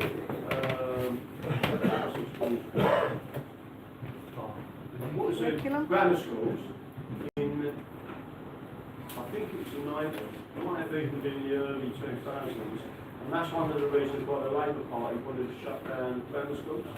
because they were still teaching working class kids about the Constitution. Right? So they took it all out. The other way of doing it is to homeschool, and then you need proper courses to teach them, because they've spent the last 150 years trying to erase it from your memory, on your kids' memory, and you need to give them back what the actual law is. To emphasise this again, right? Some of these people turn around and say, statutes are not law, they are law. But they must comply with the Constitution. If they don't do unlawful, they're not compliant. That's the difference. And again, you've then got housing laws in England, another set of laws, which is common law. If any of these people out there, there's lots of priests that don't know the law, ask them if they've ever read any of their options from the Cabby tribes. And most of them say they don't know the law. You get the biggest law common law experts in this country over the best part of the century, and the people who give these lectures. By the way, them lectures were designed for people like you. I mean this, they wasn't designed for solicitors or barristers. It was designed for everyday people, so the best of the best, right? And great communication skills, explained it in layman's terms, teaching your rights. Right? Which is why I'm trying to write a book from an English working class perspective, putting all that stuff. And then everyone will understand it, not from a British perspective. What, the kids version as well? Huh? A kids version as well? Yeah, kids. Is that right? Yeah. So we've got an illustrator that's shit's not artist. He's one of us. But he's doing the illustrations for a kids book. Right. Any other questions? Great. Yeah. Great. I really enjoyed your podcast when you were educating people about the fact that Scotland's under Roman law, a different judiciary, so it's a separate country as in France or Germany. So on that aspect, as we're a brotherhood of nations rather than a union, would that affect us as a military? No. We're still united in protecting our rights. So, one of the reasons you speak to anyone in the military, anyone who's been in the military will know that although they fly under that flag, they consider themselves to be English, Scottish, Welsh and Irish. Once you remove that, you start to remove the patriotism. I don't know if you know, but they have regiments they've removed. One of them was called the Dragons. And the dragon and they go back 800 years and they were called buffs originally, right? So fighting under that as a brotherhood of nations, but I'm pleased that you've mentioned that for a number of reasons. If you give up the union, so the unitary state, which means you're giving up the European Union and the USSR, and you're going back to a nation or being a country again, that doesn't mean that you're not friends, or we say this to people, it doesn't mean I'm not friends with the Scots, the Irish, or the Welsh, or even the Cornish, right? We're a brotherhood of nations. Prior to the Acts of Union, we was known as a common law union, not a statutory union. It's the statutory union that's caused the problem. So once people understand that, there wouldn't be a lot of difference from our point of view. You just remove the regime that has put itself in place. It's simple. Trust me, this is so simple to resolve. It's beggars belief. But these politicians will not allow people like me to talk about it. That's why they shut me down. Because I'm giving you a simple solution to this. Doesn't cause chaos, isn't nasty. You go back to the pure English law, which is what you need to do. So getting back to the fighting aspect, most of the people I know in the military don't refer to them, believe it or not, don't. Many, when I say many, 2 or 3 of our members of special forces, and they're English.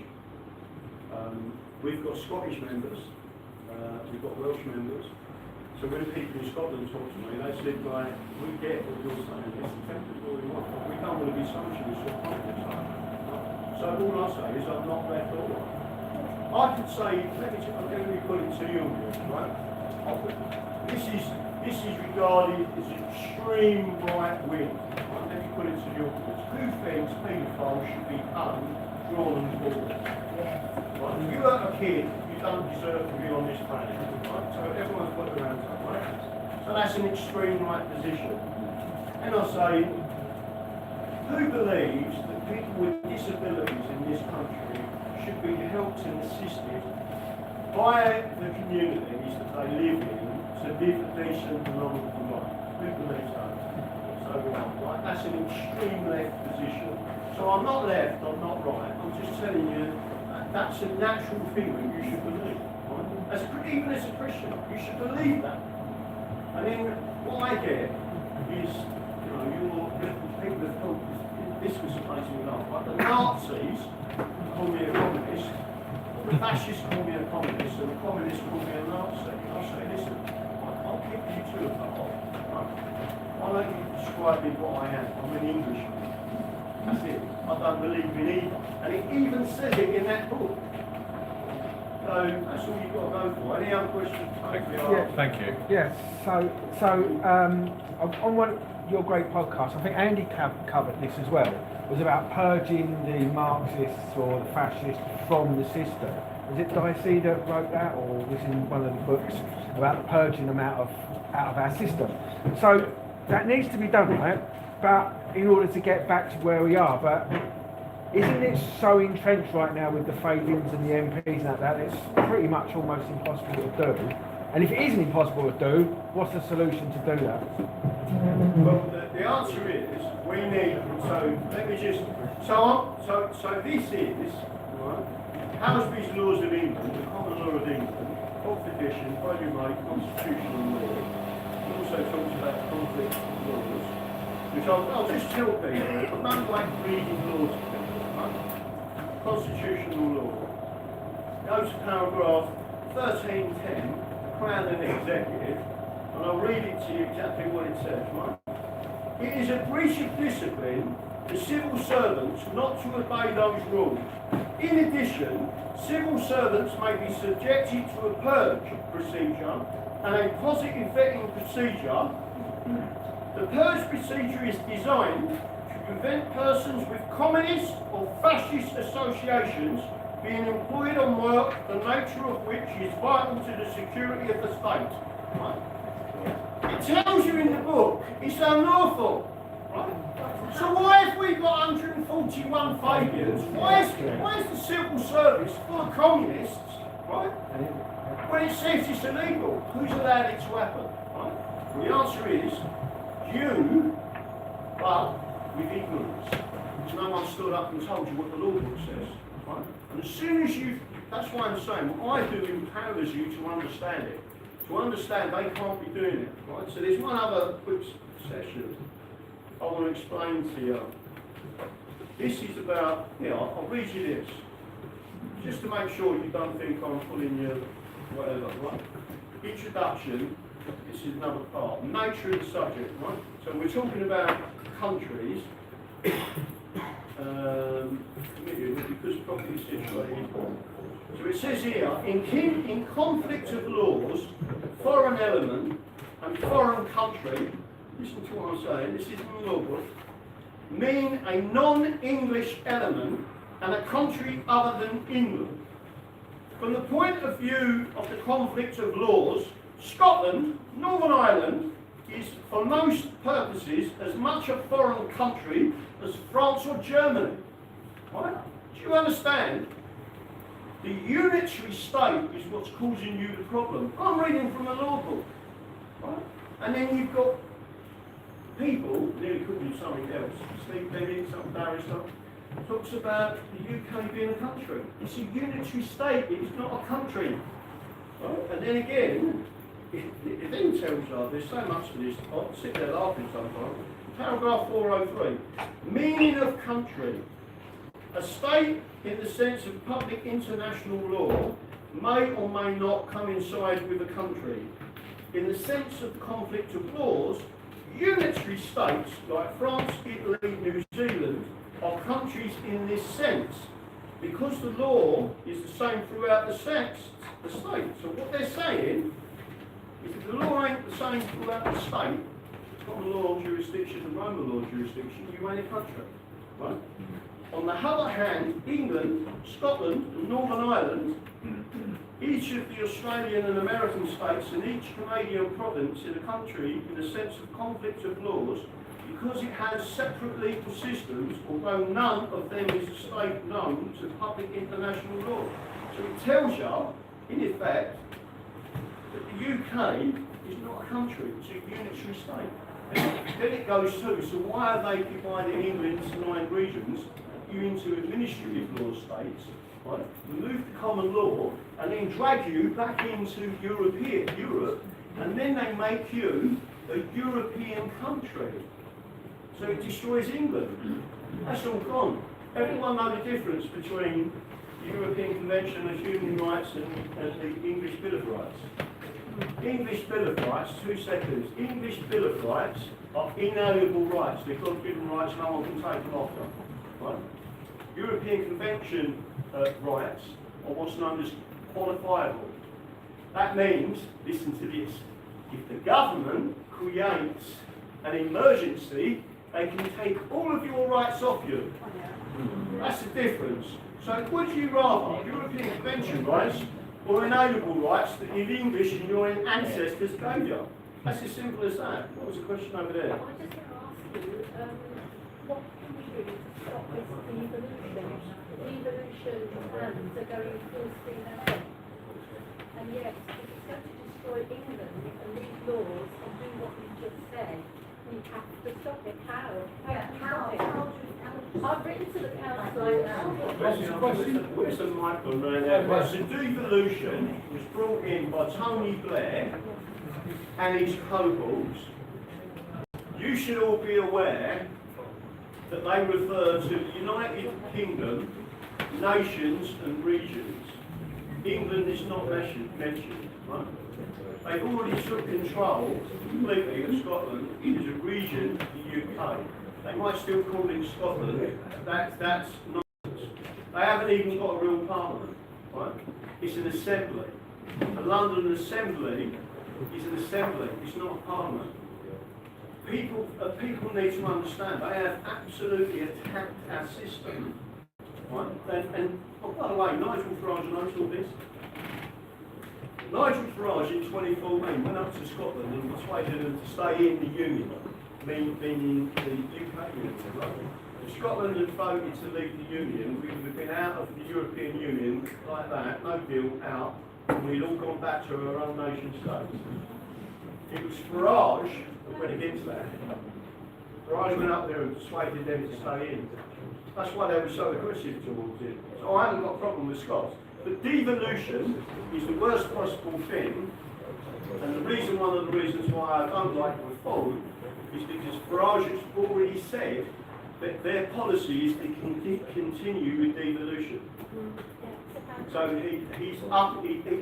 all he's doing is allowing the destruction of England. So how can we stop it? The only real way of stopping it is to put the actual union. Most people don't get this, or if you don't get it, you soon will. This country will end up in a serious civil war. That is the only way of stopping it. But if you know, and we do many of these seminars, it only takes one, I'm just one person. In our group with the English Constitution Society, maybe there's 300-400 of us. There's a political party, 300-400 of us. There was more of us during COVID, etc. But what I'm saying is, every revolution, it's only about I think they said it was 1 to 6% of society creates the revolution. You don't need hundreds of thousands of people. You just need dedicated, clever people to say, listen, we've got rights, and you're not doing this. And the more people talk about it, the better. I have done it. Can you explain the sovereign under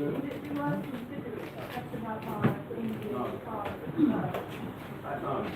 Because you're not got any authority. That's going back to the common law mob that created a fake court, right? Called it a common law court. It was all fake. And they were charging people for court orders. Right?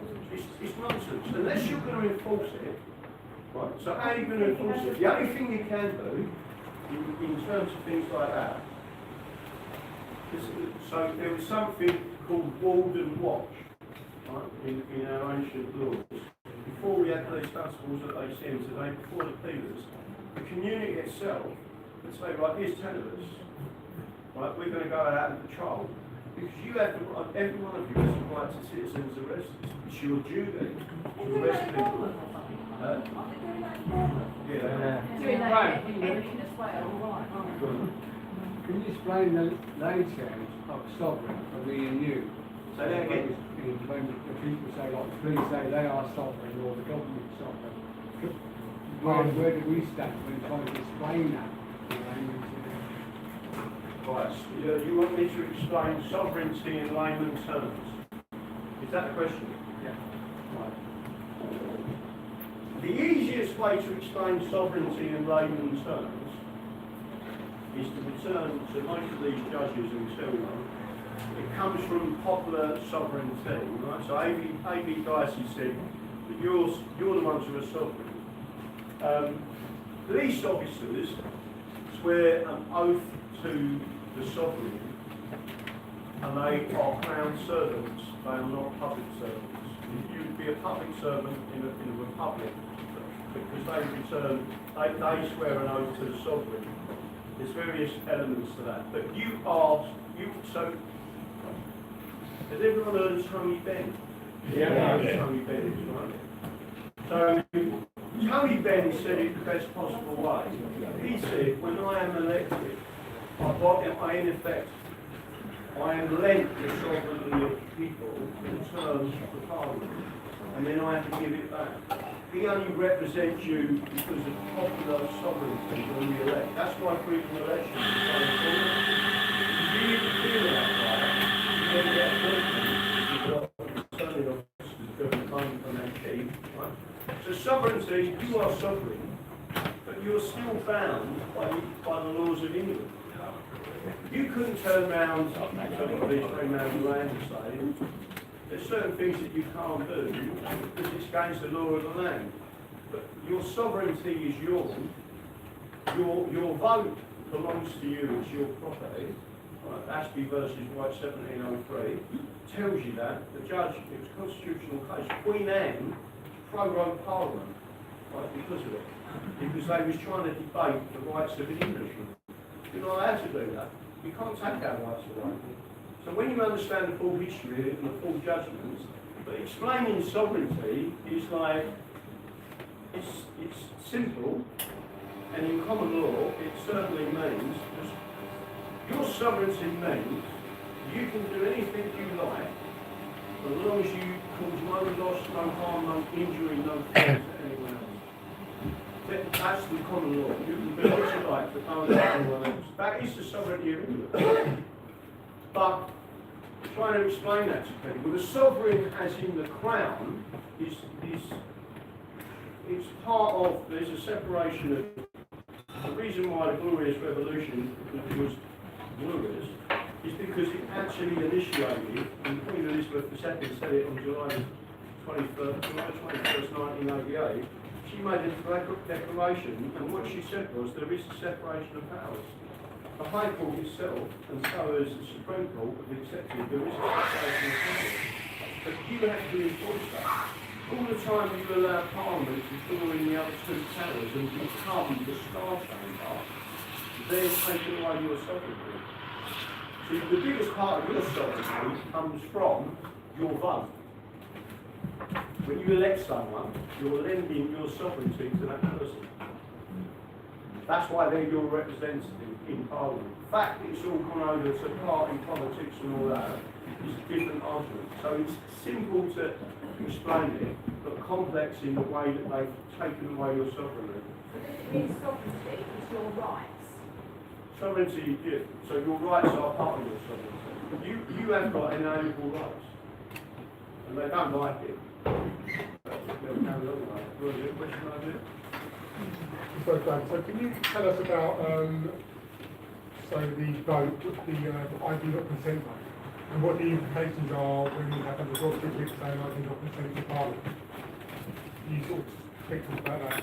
So, and again, this has come up on a few times. So, if you write on your ballot, so it's about consent, right? So consent. So your ballot, it was already expressed in Ashby versus White 1703, is your property and it's part of your sovereignty. In Ashby versus White, the judge actually said, unless these people, meaning us, are allowed to have free elections, if you interfere with it, you are interfering with their right to be governed by that parliament, because it is popular sovereignty, right? So if someone tries to stop you or coerce you or do anything in the background, that makes it an illegal election and it should be made null and void. If you write on your ballot, I do not consent, right across it, I do not consent, and then you say Ashby versus White 1703 and put it in the ballot box. If the pile for I do not consent there, and the pile for the other candidates are there, it creates a constitutional crisis. And then all three powers have to come in and say, listen, these people don't consent. Don't consent to what?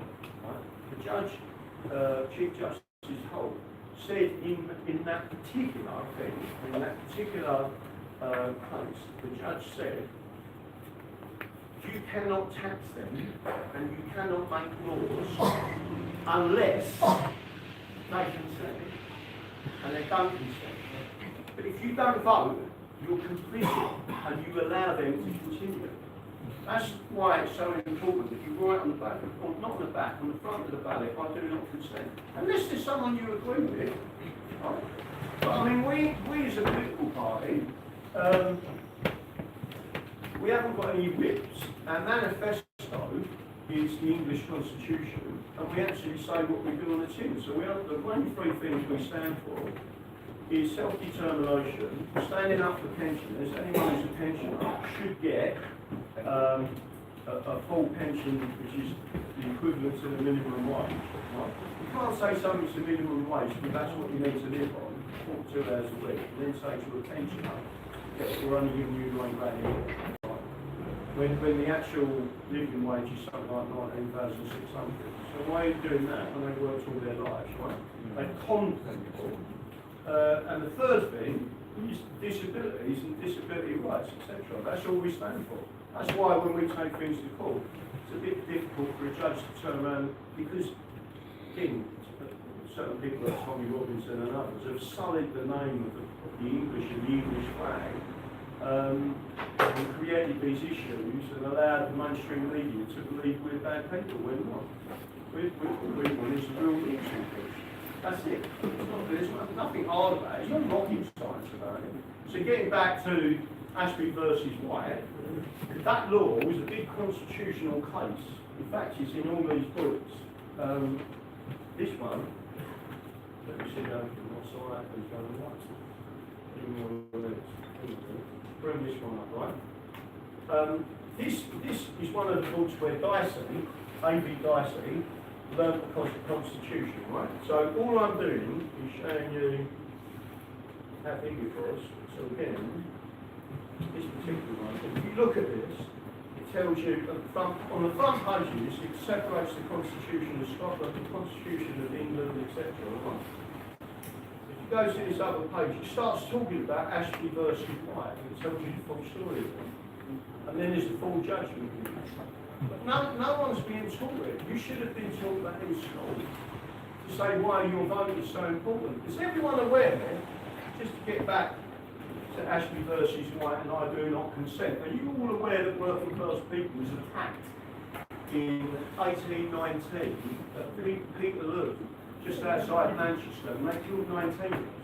They bayoneted a baby, right? The British did that. But no one ever talks about it. They killed us. They literally slashed with their swords, men, women and children, and bayoneted a baby, all because the people stood up and said, we want to vote. And then people sit there and say, I'm not going to vote. Fuck you. We just had one of our kids bayoneted that we demanded the vote, and then you're slapping that kid in the face for not voting. At least do something. Right, I do not consent. Ashby versus White, 1703. And then everyone will understand. Does everyone know that there's another term? None of the above. Does everyone know that term? I do not consent. It's none of the above. Who was it who blocked none of the above? Do you know who it was? It was actually coming go through Parliament. Who blocked it? Tony Blair. So when you start to understand, you're actually reversing and attacking your own rights by not doing these things. And the people online who are saying, no, don't do that, you can't put that, you're consenting. They're actually communists working against you, and you're listening to them. And I sit there and think, why do these people not understand it? It's so simple. I do not consent. Government cannot, once that power is bigger, because the constitutional crisis, the monarchy has to come in, the judiciary have to come in, and parliament have to come in, and they have to sit down, because the separation of powers, and say the people have said, through populist vote, right, they do not consent to this from the government. That's it. What are we going to do? We're going to have to change it. Sorry? Will they actually count them? The polls here, and the other polls there, they'll go which is given to that poll. No, that's why. So again, people don't realise. I mean, I've been a candidate God knows how many times, and a candidate God knows how many times. When you get called in front of the returning officer, they go through the file. They have to show you every single ballot, even the ones that have been what they call them like destroyed ballot or whatever. Right? You just look at it. If it says I do not consent, you say we want every one of them counted, and then they come up, and then you turn around and say, well, that's it. But we're the ones, I do not consent, so none of the above one, you've now got a big problem, because you can't make laws or tax us until you resolve this issue. So you create the constitutional crisis. Have we got any rights at all to dissolve a parliament which is so contrary to the English Bill of Rights and the English Constitution? Has we got that? Yes and no is the answer. You have got the rights, you have to claim the right. Some things are happening at the moment. There is a process for overturning it all. The first process is to petition Parliament. The second process is to petition the monarch. And you have to do it in a special way. Observance of due process 1384 tells you have to do it in a certain way, right? And you have to have a prayer in the petition, right?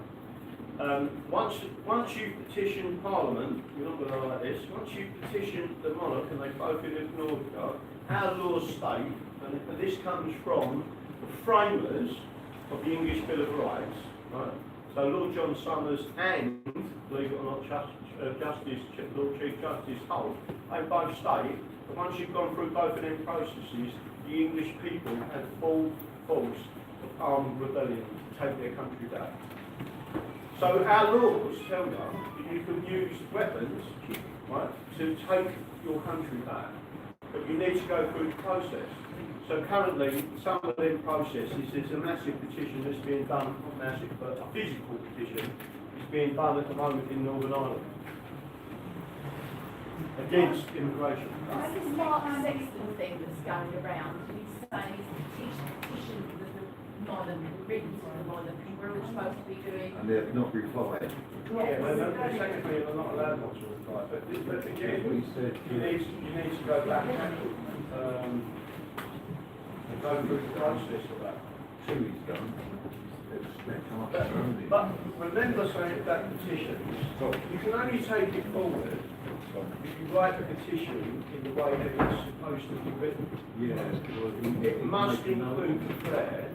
It must set out what your demand is and what the problem is, what the remedy is, and how you believe that the king can move it forward. And it must contain the prayer. If it doesn't contain the prayer, they'll just say it's not due process.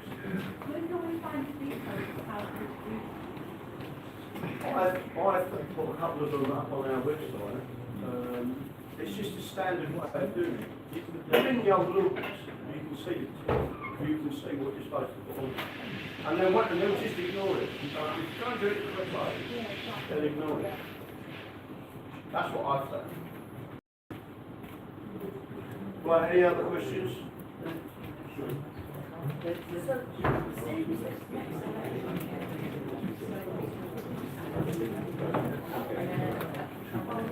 Can't hear you.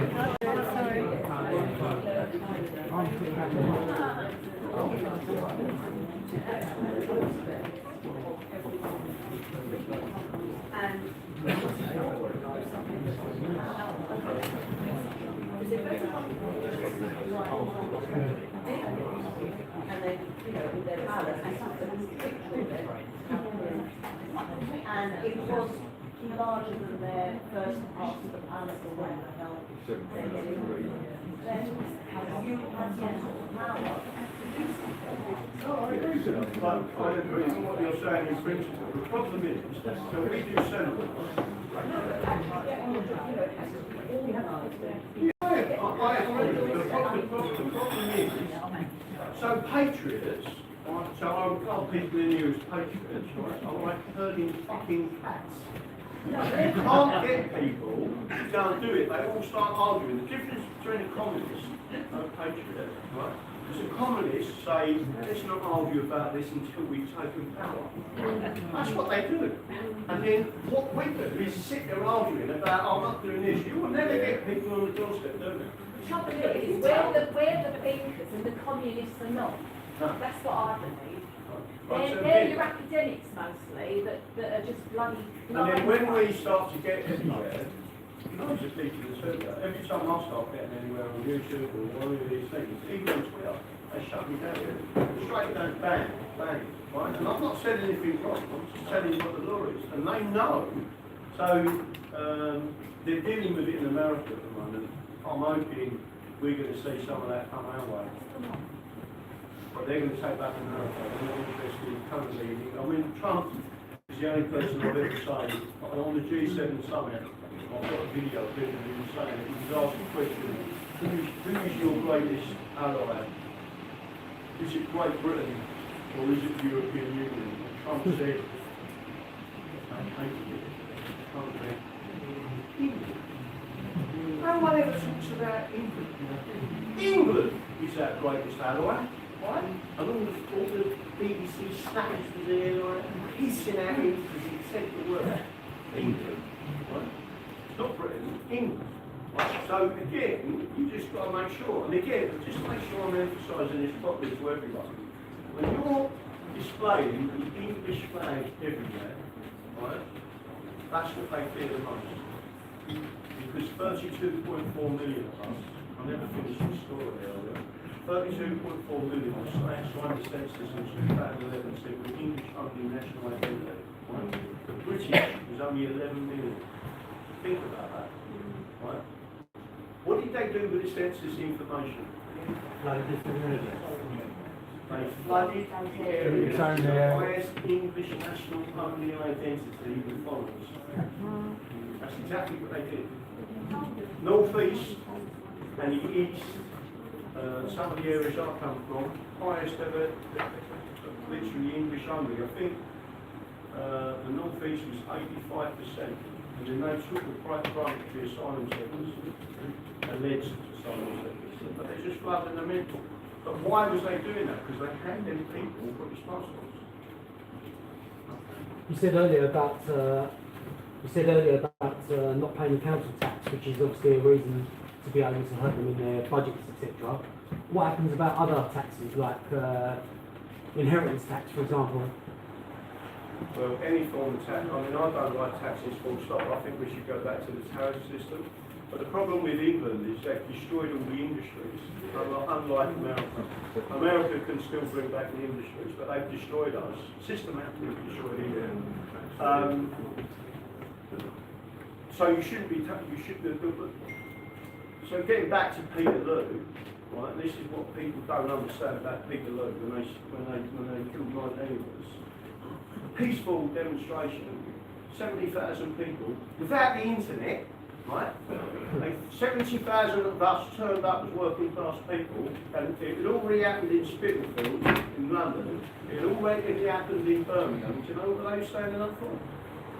They said, we're making a declaration not to pay tax. Right? Because it weren't taken straight out of your pocket via the PAYE. That's another thing British have brought in. They should never have brought in. It's unlawful, right? Your legitimate way of demonstration and protest is to withhold tax. The only one that you've probably got access to in terms of the BBC licence fee is tax. Stop paying it. Don't pay your council tax. Just tell them you're doing it under protest. Right? You're not paying your taxes. You're right. I do not want to pay for what I'm seeing in our schools today. I'm not paying for the police to act as communists, Red Guard. I'm not paying for any of that. So you withdraw payment. So getting back to PAYE, there's not a lot you can do.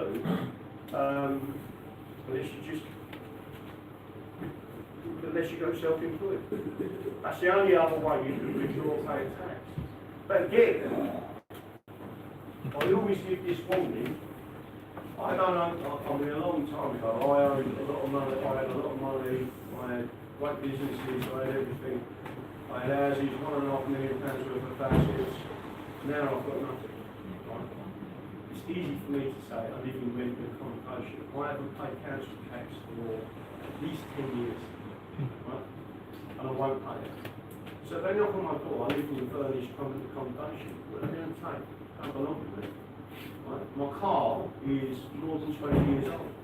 It's worth less than £750. I can't take it. Right? There's lots of things. If you knew the law, you know what you can do. You can send me to prison. Send me to prison.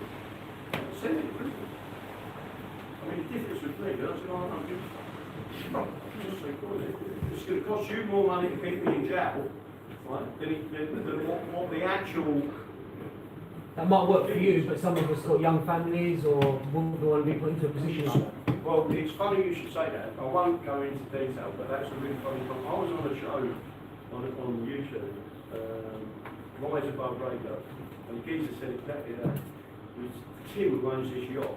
Right? It's a super yacht. Everyone goes, no, we've got a fucking super yacht. Geezer's a working, grafted man, built up a business in New Zealand, comes from Yorkshire, sold out during COVID, said, I ain't having this, never sailed in his life, bought a yacht with sails, right? And went, I'm going to see Graham. All the way to New Zealand, gets the hull, right, says, Graham, I'll come here to see you. Right, so comes on his yacht, we're having this chat, we're on a show called Rise Above Radio. And he said, stop paying all council tax, stop paying this, and he said, buy yourself a yacht and fuck off. And the geezer turned around and said, some of us have got young kids. He said, don't make fucking excuses. That was it, right? And I was like, yeah, but he's right, right? Because everyone can say this, that and the other. They've got control of you. Yeah. They've got control of you via, you all know about the credit card system. You've already got that in this country. Everyone talks about China and social credit cards. You've already got that. People are terrified about not paying their credit card bills or their unsecured loans because they've only had a credit card anymore. I don't give a fuck. I don't care. I'll deal in cash if I have to. I can just pull up on people's houses and all that and say, listen, I own this, they pay me own this. No, the people who say to me, come and live with me. Just sit on my drive. The only thing is that there's no ice search, right? So if you look at something like the Bank of Dave, yeah, he gives money away to people in the community, builds communities, he gets people together and he's a focal point and stuff like that. And so people need to know, if you're hungry, you'll be fed. If you're in need, you get work. If you're skillful in your hands, you'll get it. But it may not be the work that they want to give you, it may not be this, everything you're currently getting or enjoying on Netflix or whatever. But you have to go through the tunnel to get to the other side. But for the people who say I've got kids, I've got this and all the other, I get that, right? I ain't got young kids anymore. Would I have felt any different? I've always felt this. Always. Graham, I was due to appear at Magistrates Court in Monarchy tomorrow for council tax. There's a summons to appear tomorrow. That guy? No, I bottled it. I gave him my first payment only a few days ago because they gave me an appointment to go, But then at the same time, they say that you can't just turn up and make an appointment to go to your appointment. But I've got so far with the paperwork that I couldn't see light at the end of the tunnel. But I'll see You what just happens next ignore year. it. I've got a year to go and try again. It's not a court summons from the council. It's not a court summons from a magistrate or a judge. It's from the council was doing it all, which is not court procedure rules. It was difficult because they changed it in 2024, I think. Contract with you, right? You've lost.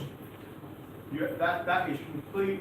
Say that again. Nonsense. So let's start that bit again.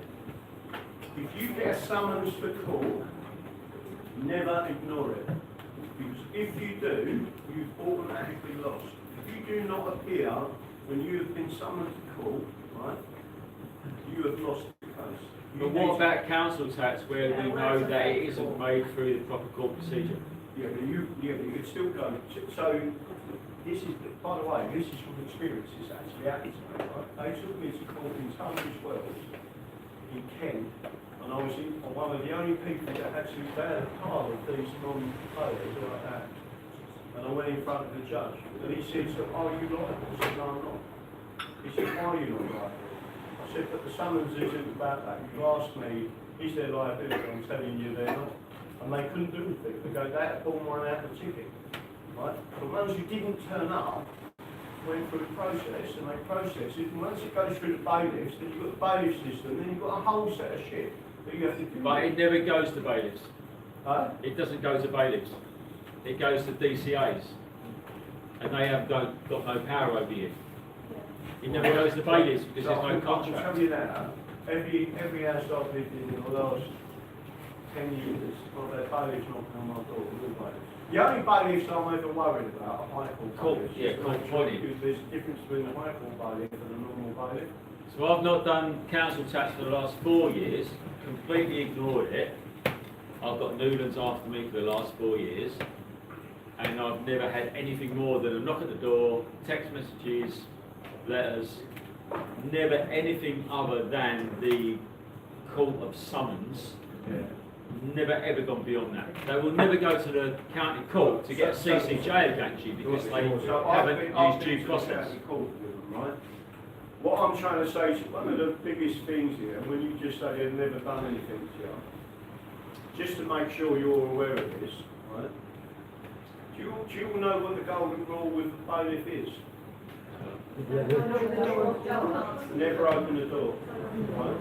And if you've got lower rooms, make sure you've got the windows dark because they can come through the windows, right? The rule is with a bailiff, treat them as a vampire. And the rule with the vampire is they can only come in and bite you if you invite them over the threshold, right? The bailiff is the same bit theory, right? So making sure everyone's 100% understands this. If they come into your property, let's say you've got a nice gate, you've got a 50-inch, state-of-the-art TV screen, they put a number on that TV screen. If they get into your house, you let them in, they put a number on it, and they write on their pad, TV screen, put the serial number on, right? The next time they come to your property, they can smash your door down to come in and take that gear. Whereas they're not allowed to do that on their first visit. That's why you must never, once they've numbered your property, they have got the warrant to effect on your property to take their goods. That's why you should never let them in. But I'm saying that a bailiff will never be appointed because they will only go down the DCA route if they haven't got the due process in place. They won't get to a bailiff, which is court appointed and lawful. They will only go down DCA because they have no jurisdiction over it.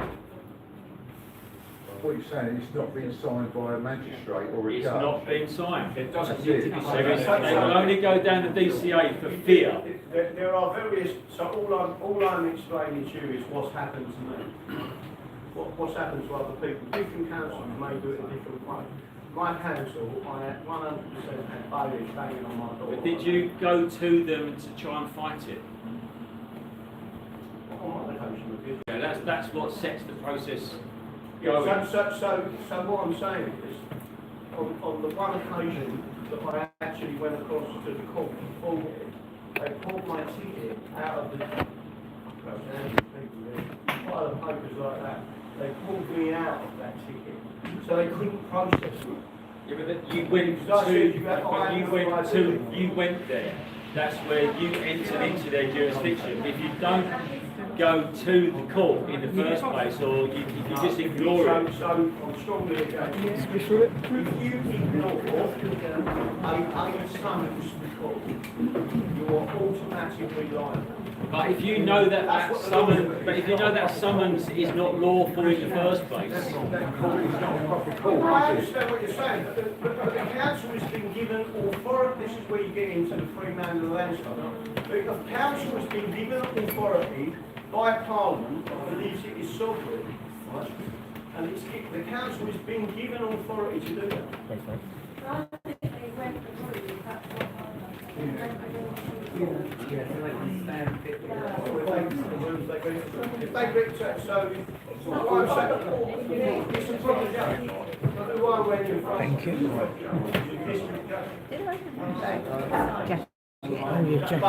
again, you're getting into, I don't want to, so just stop bringing it. The problem is, I didn't think anymore.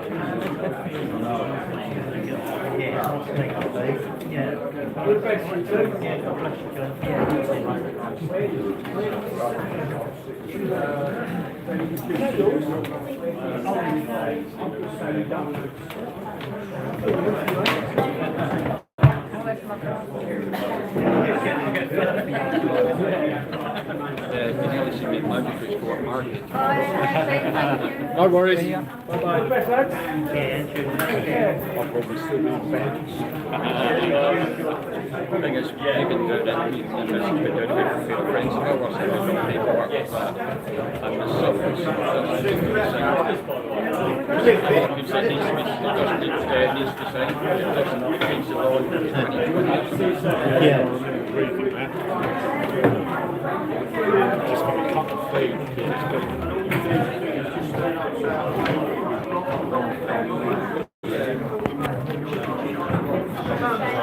Well, thanks for watching, everybody. It's time I was leaving. Good to see you. Please share this stuff about. And thank you very much. Enjoy the rest of your weekend.